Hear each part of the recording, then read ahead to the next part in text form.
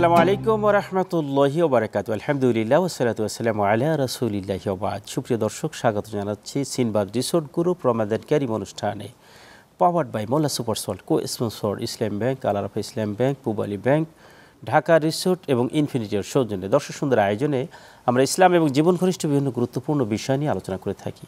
আমাদের আজকের আলোচ্য বিষয় ইম্প্যাক্ট অফ জাকাত। আর এই গুরুত্বপূর্ণ বিষয় আলোচনার জন্য আমাদের মাঝে রয়েছেন সম্মানিত জন অতিথি, প্রথমে রয়েছেন মাওলানা এম আতিকুর রহমান, খতিব আল আকসা জামে মসজিদ, কদমতলী, ঢাকা। আসসালামু আলাইকুম ওয়া রাহমাতুল্লাহ। ওয়ালাইকুম আসসালাম। মোহতারাম, কেমন আছেন? আলহামদুলিল্লাহ। এরপরে রয়েছেন জনাব মাওলানা মুস্তাকিম বিল্লাহ, পরিচালক মাদ্রাসাতুর রাইহান, চাপাই। আসসালামু আলাইকুম রাহমাতুল্লাহি ওয়া বারাকাতুহু। ওয়ালাইকুম আসসালাম। মোহতারাম, কেমন আছেন? আলহামদুলিল্লাহ, আপনি কেমন আছেন? আলহামদুলিল্লাহ। তো প্রথমে মাওলানা আতিকুর রহমান, আপনার কাছে আসবো যে শরিয়ায় যে জাকাতের গুরুত্ব রয়েছে এবং সামাজিক ইম্প্যাক্ট, এ ব্যাপারে যদি আপনি বলেন। আলহামদুলিল্লাহ ওয়া কাফা ওয়া সালামুন আলা ইবাদিহিল্লাযীনা ইসতাফা, আম্মা বা'দ। সম্মানিত সঞ্চালক, আপনাকে অসংখ্য ধন্যবাদ একটি গুরুত্বপূর্ণ বিষয় নিয়ে আসার জন্য। জাকাত ইসলামী শরিয়ার একটি অন্যতম ভিত্তি। আল্লাহ পাক রব্বুল আলামিন জাকাতের সাথে নামাজকে আল্লাহ রব্বুল আলামিন একত্রিত করে দিয়েছেন এবং পবিত্র কোরআনে কমপক্ষে 28 জায়গায় আল্লাহ পাক রব্বুল আলামিন নামাজ তথা সালাত এবং জাকাতের কথা একই সাথে উল্লেখ করেছেন। আল্লাহ বলেছেন, আকিমুস সালাহ ওয়া আতুজ যাকাহ, তোমরা নামাজ কায়েম করো এবং জাকাত প্রদান করো। তো অথচ আমাদের সমাজে সবচেয়ে একটা অবহেলিত ইবাদত মনে হচ্ছে জাকাত। আমরা জাকাতকে এরকম গুরুত্ব দেই না। এমনকি আমাদের দেশের অনেক হাজি সাহেবরাও যারা হজ করে আসে কিন্তু জাকাতটা তারা আদায় করে না, এরকম একটা আমাদের সমাজে দেখা যায়। জাকাত কোনো অনুগ্রহ নয়, বরং এটা ধনীদের প্রতি গরিবদের অধিকার। আল্লাহ রাব্বুল আলামিন ধনীদের উপর এটা বাধ্যতামূলক করে দিয়েছেন। আল্লাহ রাব্বুল আলামিন বলেছেন, ইয়া আইয়ুহাল্লাযীনা আমানু আনফিকু মিন তাইয়্যিবাতিন, তোমরা তোমাদের উত্তম সম্পদ থেকে তোমরা ব্যয় করো, মা কাসাবতুম, যেটা তোমরা অর্জন করো। অর্থাৎ যেই সম্পদগুলা তোমরা অর্জন করো, উপার্জন করো, ব্যবসার মাধ্যমে হোক বা অন্য যে কোনোভাবে হোক, সেখান থেকে তোমরা জাকাত প্রদান করো, নির্দিষ্ট একটা হারে তোমরা সেখানে জাকাত প্রদান করো। এরপর আল্লাহ বললেন, অমিম্মা আখরাজনা লাকুম মিনাল আরদ, এবং ওই সম্পদগুলো থেকেও তোমরা জাকাত দাও যেগুলা আমি তোমাদেরকে জমিন থেকে বের করে দিই, অর্থাৎ ফসলের। তো আমরা সাধারণত ফসলের যে জাকাত দিতে হয় এটা আমরা অনেকেই জানিও না। আবার জাকাত শব্দের অর্থ যদি আমরা দেখি, জাকাত শব্দের অর্থ হলো পবিত্রতা, আবার জাকাত শব্দের অর্থ জিয়াদা, আল বারাকা, জিয়াদা মানে বৃদ্ধি পাওয়া। অর্থাৎ বাহ্যিকভাবে যদিও দেখি যে জাকাত দেওয়ার মাধ্যমে সম্পদ কমতেছে, কিন্তু আসলে জাকাতের দেওয়ার মাধ্যমে সম্পদ কমে না, বরং দুইটা জিনিস বাড়ে। একটা হচ্ছে সম্পদ বাড়ে এবং নেকিও বাড়ে, বারাকাও বাড়ে। জি, এটা হচ্ছে বড় কথা। তো এই কারণে জাকাতের গুরুত্ব, দিনই গুরুত্ব নিঃসন্দেহে অপরিসীম। চমৎকার করে বলছেন। এখান থেকে আপনার কাছে ফিরবো। মোহতারাম, আমরা শাহ মুস্তাকিম বিল্লাহ সাহেব, আপনার কাছে আমরা জানবো যে জাকাতের যে খাতগুলো আল্লাহ পাক নির্ধারণ করেছেন, এ ব্যাপারে যদি আপনি আলোচনা করতেন। আল্লাহ তাবারক ওয়া তাআলা যেমন জাকাত দিয়েছেন, আবার কাদেরকে এই জাকাতগুলো আমরা বন্টন করব, এই বিষয়েও কিন্তু আল্লাহ কোরআনুল কারীমে চমৎকারভাবে বলেছেন, ইন্নামাস সাদাকাতু লিল ফুকারাই ওয়াল মাসাকিন ইলা আখিরিল আয়া। আল্লাহ তাবারক ওয়া তাআলা বলছেন যে 8টি খাত, আমরা 8টি জায়গাতে আমরা আমাদের জাকাতের টাকাগুলো দিতে পারবো। তার মধ্যে একটি হচ্ছে ফকির, যাদের কিছুই নাই, একবারে নিঃস্ব হয়ে গেছে, তাদের কিছু নাই, তাদেরকে আমরা ফকির বলি। দ্বিতীয় নাম্বার মিসকিন। অনেকে ফকির আর মিসকিনের মধ্যে যে পার্থক্য আছে, পার্থক্যগুলো হয়তো বুঝতে পারে না। মিসকিন হচ্ছে তারা যারা চাইতে পারে না। অনেকে আছে আমাদের দেখা যাচ্ছে মধ্যবিত্ত ফ্যামিলি, খুবই অভাবে রয়েছে কিন্তু তারা চাইতে পাচ্ছে না। এই ব্যক্তিগুলোকে যদি খুঁজে খুঁজে জাকাতগুলো আমরা দিতে পারি, তাহলে সবচেয়ে উত্তম ইবাদতে একটা পরিণত হবে আমাদের জাকাতগুলো।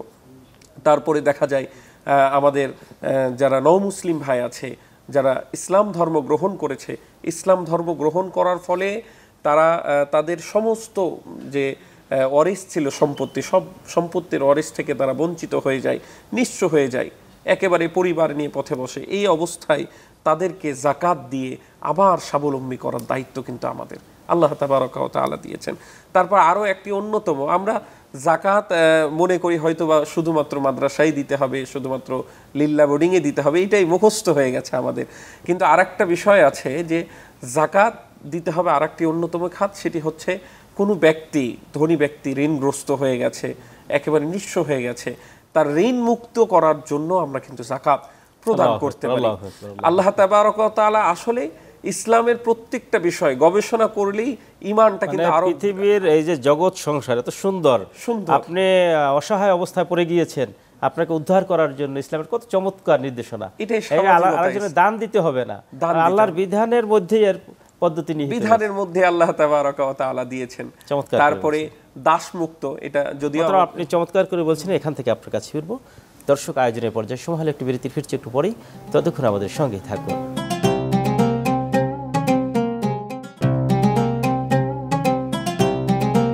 দর্শক, বিরতির পর আবার স্বাগত জানাচ্ছেন। আপনারা দেখছেন Sinbad resort group Ramadan Kareem powered by Molla super salt, co sponsor Islam bank, Al Arafah Islam bank, Pubali bank, Dhaka resort এবং ইনফিনিটির সৌজন্যে। মোহতারাম, আপনি চমৎকার করে বলছেন। এখান থেকে যদি আমরা আবার আসি, মুসলিমদেরকে এইভাবে আমরা সহযোগিতা করতে পারবো, মানে যারা মুসলমান হওয়ার জন্য মানে প্রায় কাছাকাছি রয়েছে তাদেরকে আমরা সহযোগিতা করতে পারবো। যদিও ওমর রাদিয়াল্লাহু তাআলা আপনি বিষয়টা বলেছেন, এই খাতটা বন্ধ করেছেন, কিন্তু যারা একদম ইসলামের একটা চূড়ান্ত পর্যায়ে রয়েছে তাদের সহযোগিতা করার জন্য। তারপরে আরেকটি খাত যেটা এখন আর নাই, যে দাসমুক্ত, আগে দাসমুক্ত প্রথাটা এখন বিলুপ্ত হয়ে গেছে। তারপরে জাকাত কালেকশন করার জন্য, জাকাত এই হিসাব নিকেশ করার জন্য যারা দায়িত্বশীল কর্মচারী, জাকাতের কর্মচারী, তাদেরকেও দেওয়া যাবে, তাদেরকেও জাকাত দেওয়া যাবে। তারপরে যারা মুসাফির অবস্থায় একেবারে অভাবে পতিত হয়েছে, তাদেরকে জাকাত দিতে পারবো। তারপরে আল্লাহর রাস্তায় যারা দিন প্রতিষ্ঠার কাজে রয়েছে, তাদেরকেও আমরা কিন্তু জাকাত, জিহাদের ময়দানে রয়েছে অথবা দিনের কার্যক্রমে রয়েছে, তাদেরকেও জাকাত দিতে পারবো। তো আমরা শুধুমাত্র জাকাত যে মাদ্রাসাগুলোতে দিব, শুধুমাত্র যে লিল্লা বোর্ডিং এ দিব, এটা করলে চমৎকার করে বলছিলেন মোহতারাম। আমরা আপনার কাছে সর্বশেষে আসবো যে বাংলাদেশের প্রেক্ষাপটে যে জাকাত আমরা দেই, তো রাসূল করিম সাল্লাল্লাহু আলাইহি সাল্লাম তো জাকাত দারিদ্র্য বিমোচনের জাকাতের একটা কথা বলেছেন, জাকাত দরিদ্র বিমোচন করবে। কিন্তু আমরা দেখি অনেক শাড়ি লুঙ্গি দিয়ে জাকাত দেয়, এবং অনেক সময় দেখা যায় পদদলিতের মানুষ মারা যাচ্ছে, সামান্য কিছু চাল ডাল বা কিছু সামান্য সদায় করে আমরা জাকাত দিই। মূলত জাকাত দেওয়ার সিস্টেমটা কি এবং দারিদ্র বিমোচনের কার্যকরী ভূমিকা কিভাবে রাখা যেতে পারে? জি, অসংখ্য ধন্যবাদ। আসলে ইসলামের প্রত্যেকটা বিধান মানুষের হয় ব্যক্তিগত উপকার আছে, না হলে সামাজিক উপকার আছে। তো জাকাত এমন একটি ইবাদত যেটা মধ্যে ব্যক্তিগত উপকারের পাশাপাশি সামাজিক উপকার নিহিত। তো আমাদের দেশে সাধারণত যেভাবে জাকাত দেওয়ার প্রচলন রয়েছে, আসলে জাকাত দেওয়ার সিস্টেম এটা না। একটা শাড়ি দিলাম, কিছু বাজার করে দিলাম, এর মাধ্যমে আসলে দারিদ্র্য বিমোচন হয় না। তাহলে জাকাতের যে অর্থগুলা সাধারণত এর মাধ্যমে যদি আমরা স্বাবলম্বী করার চেষ্টা করি মানুষদেরকে, তাহলে কিন্তু এটা আরও সুন্দর হতে পারে, দারিদ্র্য বিমোচন হতে পারে। একটা পরিসংখ্যানে দেখা গেছে, বিশেষ করে 2001 সালের একটা পরিসংখ্যানে, আমাদের বাংলাদেশের 2001 সালের পরিসংখ্যানে দেখা গেছে তখন 30,000 কোটি টাকা বাংলাদেশ থেকে জাকাত উত্তোলন সম্ভব, এবং সেই পরিসংখ্যানটা আবারও 2021 সালে করা হয়েছে। তো 20 বছর পরে এই সংখ্যাটা দাঁড়িয়েছে 1 লক্ষ কোটি টাকা বার্ষিক জাকাত আদায় সম্ভব। তো আমাদের দেশে যদি বলি একদম গরিবের নিম্ন শ্রেণীতে বসবাস করে যারা হতদরিদ্র অবস্থায় আছে, এই সংখ্যাটা 5.8%, এবং যদি আমরা একটু তার উপরে যারা একটু আছে, এটা দরিদ্র যাদেরকে হিসেবে গণ্য করা হয়, এই সংখ্যাটা হচ্ছে আপনার 16% বা 18%। তো সব মিলিয়ে হয়তো বা 22-23% আমাদের দেশে দরিদ্র, মানে জাকাত পাওয়ার উপযোগী লোক সাধারণত আছে। কিন্তু 2001 সালের পরিসংখ্যান অনুযায়ী বাংলাদেশে জাকাত দেওয়ার মতো মানুষের সংখ্যা 25%-এর উপরে যদি আপনার সম্পদ হিসাবটা করা হয়, এবং 2025 বর্তমান সালে চলতেছে, এবং সেই সংখ্যাটা আশা করি মিনিমাম 30%-এর উপরে চলে গেছে। এবং বার্ষিক যদি 1 লক্ষ কোটি টাকাও যদি আপনার জাকাত আদায় করা সম্ভব হয়, তাহলে কিন্তু আমাদের দেশের আপনার ভিক্ষা করার কোনো প্রয়োজন হয় না।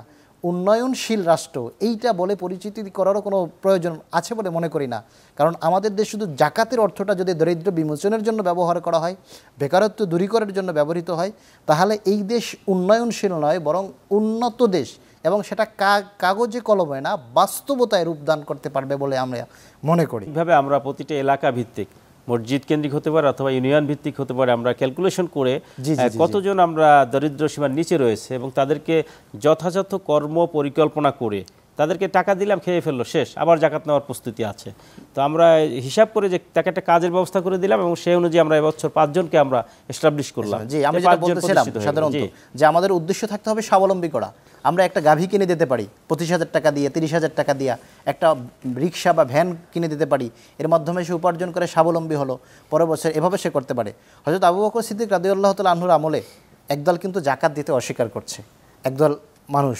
তখন ওমর রাদিয়াল্লাহু তাআলা আনহু বলছে যে আপনি কাইফা তুকাতিলান নাস, আপনি কিভাবে এই মানুষদেরকে সাথে আপনি যুদ্ধে লিপ্ত হবেন, অথচ তারা তো কালেমা পড়ছে। আল্লাহ রাসূল সাল্লাল্লাহু আলাইহি ওয়াসাল্লাম বলছে উমিরতু আন উকাতিলান নাস হাত্তা ইয়াকুলু লা ইলাহা ইল্লাল্লাহ, আমি ততক্ষণ পর্যন্ত মানুষের সাথে যুদ্ধ করতে পারবো যতক্ষণ পর্যন্ত তারা লা ইলাহা ইল্লাল্লাহ বলবে।